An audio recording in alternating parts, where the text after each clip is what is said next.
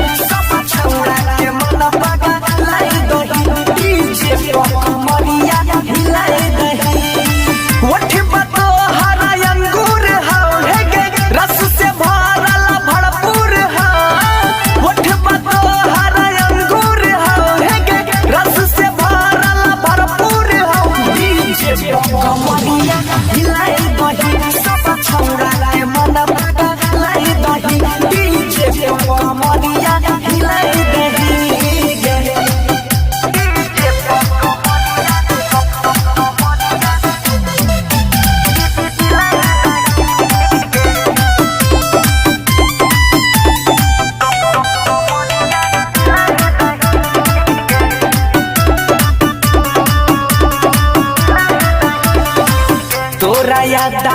पागल रहै छौ डीजे के ऑपरेटर गे जान मारै छी उठा के अपन लहंगा के सेटर गे तोरा यादा पागल रहै छौ डीजे के ऑपरेटर गे जान मारै छी उठा के अपन लहंगा के सेटर गे गजरा गजरा हबे जोर हम पर नाचे में नहीं कोनो जोर हम डीजे कमरिया हिलाई दही सब छौरा के मन पगलाई दही डीजे कमरिया हिलाई दही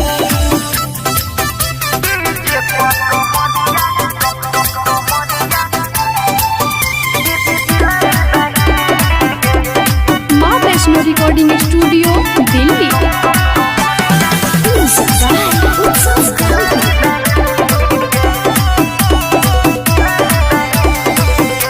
कसी डारे सो में छौरी लागही बहरी सो पारा गे नमड़ी 2000 के बारिश होई छ तोरा ऊपर गे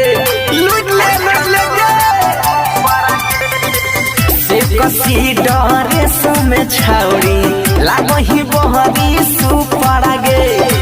नमड़ी 2000 के बरसा होई छ तोरा